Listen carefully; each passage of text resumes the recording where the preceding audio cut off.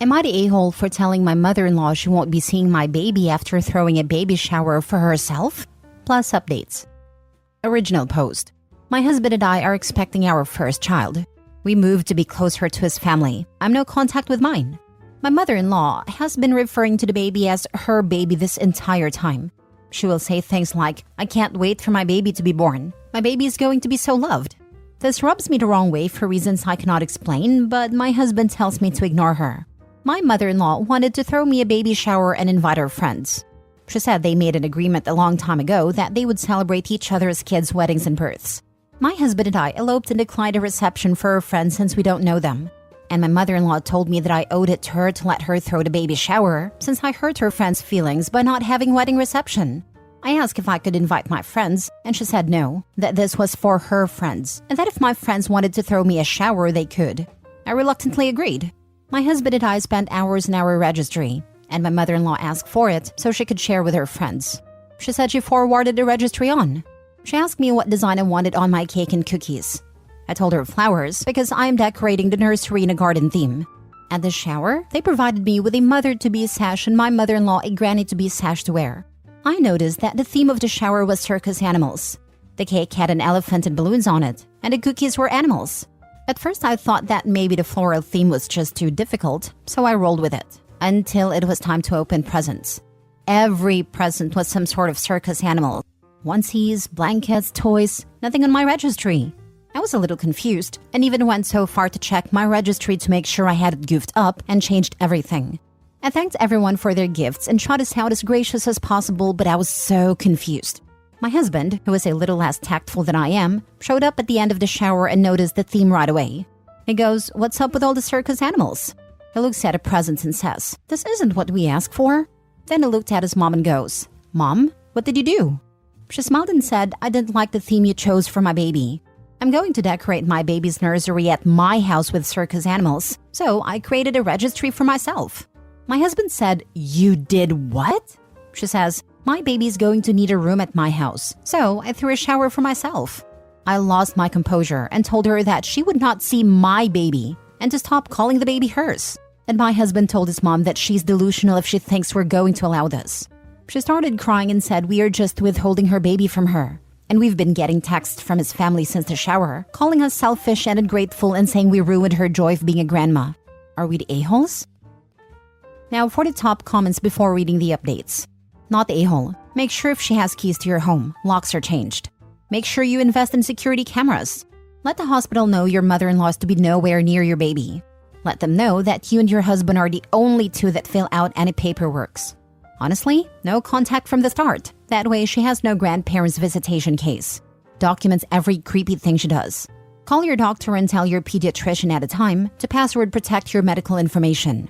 Your mother-in-law is unhinged, and this has hands that rock the cradle vibes. Also, make sure daycare has a picture of her for the no pickup list. And I agree, this is either going to end in attempted baby snatching or bunny boiling. And maybe all her cronies, in case one of them decides to try to pick up her baby. What the heck did I just read? Like, just how creepy can your mother-in-law get?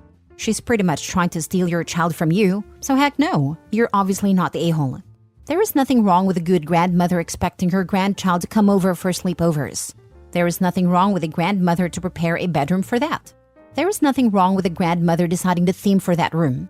But your mother-in-law took it to an unacceptable level of creepiness. She had no right to throw a baby shower for herself. That is not what baby showers are for. If she wanted gifts from her friends, fine. But she, 1, should have been honest up front. 2, shouldn't have called it a baby shower. 3, shouldn't have led you to believe you'd receive gifts from your registry. Likewise, she had no right to put herself at the same level as you with those sashes. Most of all, she absolutely has no right to call your baby hers, and that BS needs to stop. This is decidedly not about her being a grandmother, and that's precisely the issue at hand. She doesn't see herself as a grandmother. She sees herself as your baby's mother, or at least at the same level as you. And that is not okay. Cheers for your husband for finally stepping in. He should have trusted your intuition, but at least he's now taking your side.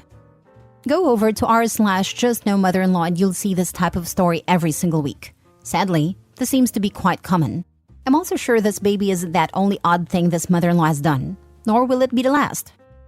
The immediate "mom, what did you do?" and not "did something change" tells me the husband knows his mom does this type of thing. Now for the first update. I have text messages where mother-in-law and I conversed about the shower, what I wanted, me sending her my registry, etc. She was all, "This is going to be so wonderful. You're going to love it. My friends are so excited for you. I can't wait to see what everyone gets you." Call me naive, but I did not think that she had ill intent with this. For those asking why I reluctantly agreed to attend a party with her friends, I could tell how much it meant to her to carry on this tradition with her friends. But I was hesitant because I had never met them. My husband and I had declined a wedding reception she wanted to throw for the same reason. I didn't know them, and he hadn't seen them in over 20 years. We had eloped, so we had no intention of throwing a reception of any kind. We didn't even have a bridal shower, other than the one that my coworkers threw as a surprise. But I could see how much it meant to her to host this shower, and there's a part of me that wishes I had this kind of tradition in my life. I also felt guilty when she said her friends' feelings were hurt that they couldn't celebrate our marriage. I spoke with my husband last night before we went to bed and told him that I feel like we need to say something to the extended family sooner rather than later. I said I understand he wants to respond logically and not emotionally, but that I also feel like us not saying anything looks like we had something to hide. He agreed and said that he will send a well-worded response later today. He just wants to think of how to word it before sending anything. I can respect that. He wants to make the situation better, not worse. As I said in my original post, he's a little tactless and he knows it. He wants to make sure he keeps what he says neutral and to the point. He's also not sure what to say to his mom at this point. He said once he sees how the family reacts to the whole story, then he'll be able to make a better judgment of how to approach her. There had been zero discussion with her about setting up a room at her house for the baby. I asked my husband last night if had she mentioned anything to him about it, and he said no, other than she suggested we add a pack and play to our registry so we can have a portable crib. He said he was shocked, as I was to find out that she had intended on setting up a full-fledged nursery at her house, and that he had no idea she was throwing a shower for herself. I asked him why he didn't take me seriously when I said that her calling the baby her baby made me uncomfortable, and he said that he thought it was just a generational thing. I asked why I didn't ask her to stop, and he said he wishes he had, and feels bad for not taking me more seriously. He said he knows I have trauma from the years of mistreatment at my mother's hand, and thought maybe I was reacting due to that, but now he sees that it goes beyond that. He also knows that due to my past experiences, I tend to blame myself for things and don't stand up for myself even though I should. I grew up believing everything that went wrong was my fault. Years of therapy have helped, but I still find myself with that mindset in some situations. I'm a bit of a people pleaser, trying to keep the peace. So he wishes he had stood up sooner, rather than disregarding what made me uncomfortable. He repeated that his mom is notorious for making things about herself, but that he had no clue she would go to this extent. We agreed that if she had just been honest with her intent, then we would have been okay with it. Maybe a little weirded out if we're being honest here, but we would have allowed it. What bothers both of us the most is the extent she went to deceive us, rather than just having a conversation with us. We had no clue grandparent showers were a thing either. We're not certain we want to go 100% no contact with mother-in-law at this time, but we want to keep our distance from her for now. We did agree that she will not be allowed to be alone with a baby for the foreseeable future. The hospital that I'm giving birth in allows infants to stay in the room with the mother. So my husband and I have agreed that she, the baby, will stay with us as much as possible. We're still up in the air as to whether we're going to allow visitors at a hospital. Some of that will be determined how I feel after the birth, if I end up needing a C-section, etc. Mother-in-law definitely will not be allowed in the room while I'm delivering. No one but the husband and our medical staff. The big thing we agreed on is that we want our baby to be loved and safe and secure. He knows that I don't have a family to fall back on, other than my brother, who has said that he will buy a plane ticket and be out here ASAP if I need him. And my friends, who have been very supportive and are excited to become aunties. We want our baby to have a sense of family that I did not have growing up. Husband's dad and stepmom have been absolutely amazing from the second we announced our pregnancy to them, and I have no doubt the two of them will be loving, doting grandparents. Honestly, I suspect mother-in-law will be a good grandma, but she's going to have to earn my and my husband's trust again. Now for the second update. Most of you are correct. My husband talked to his brother yesterday. Mother-in-law is plotting to take my child, but it's because she thinks I'm going to be like my own mother. My own mother was physically and emotionally abusive to me and my brother. Mother-in-law told basically everyone that I'm mentally unstable, so she's preparing a room for when, not if, my husband leaves with a baby. The baby shower was a ruse to try to get a rise out of me and show her friends how unstable I am, but my husband ruined it by showing up and being the one to really say something. I mouthed it off a bit, but my mother-in-law was hoping to really push me over the edge. I assumed the "my baby" comments were testing the waters as well. I've been in therapy for years, and I've been working on my own fear of being like my mom with my therapist. We have a weekly standing appointment on Zoom. I've also talked with my OB and my psychiatrist about staying on my medication and watching closely for signs of postpartum depression.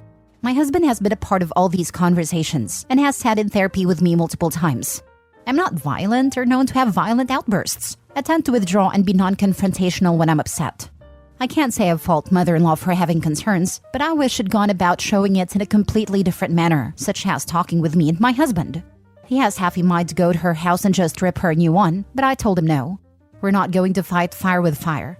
If she'd talked with me about her concerns, I feel we wouldn't have reached this point. I've been able to share what I went through with her. We've always been able to talk about things. She's seen my arms and legs, which are scarred from physical abuse. She's odd, but never uncivil towards me. I would have told her I shared those concerns and then told her what steps I'm taking to prevent them. I haven't told her about having those worries because, ironically enough, I didn't want her to worry.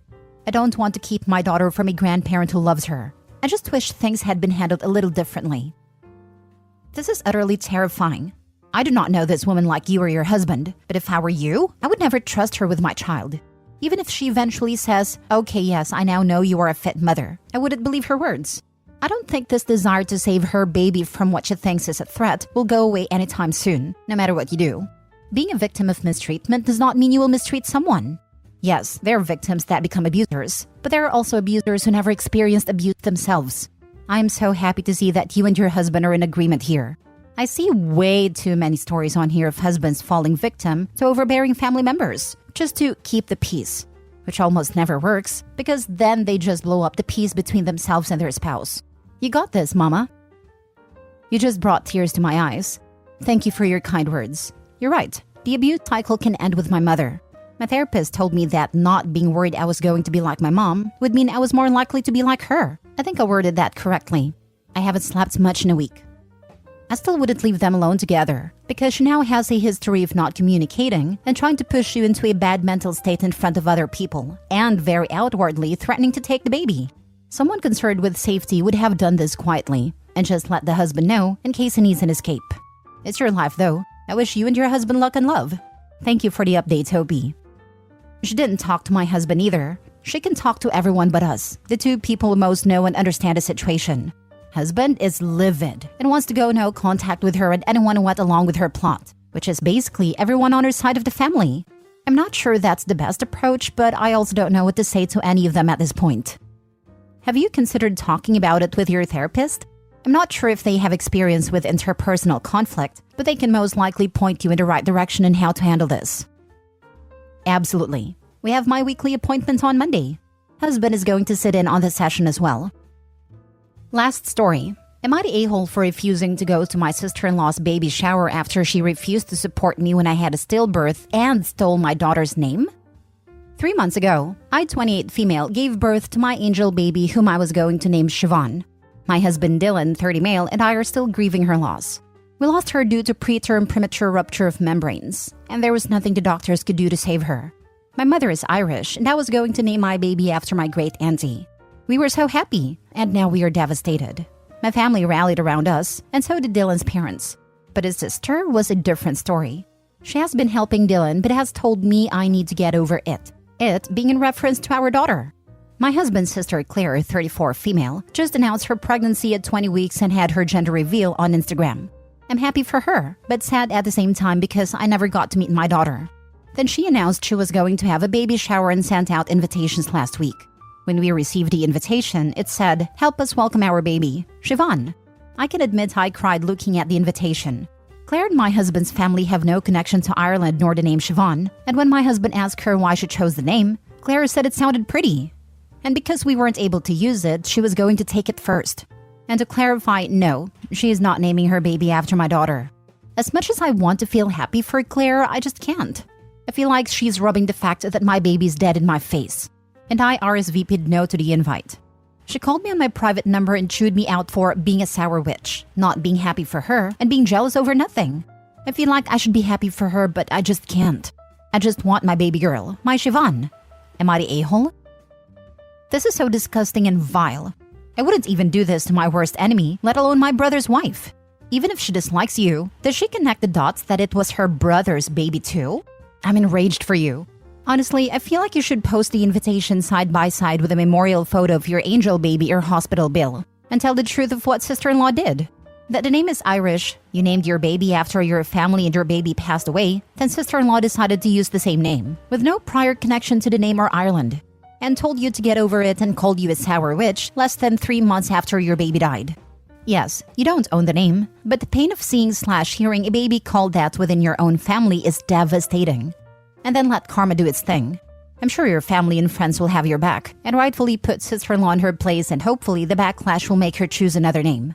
Not a-hole. If I were your husband, I would immediately cut my sister out of my life. No questions, no conversation about it. I have her footprints framed in my room and her ashes in a tiny urn. It didn't hit me hard until we went shopping for urns and caskets. They're so small. Jesus, my heart breaks for you, OP. I can't believe your sister-in-law would be so cruel.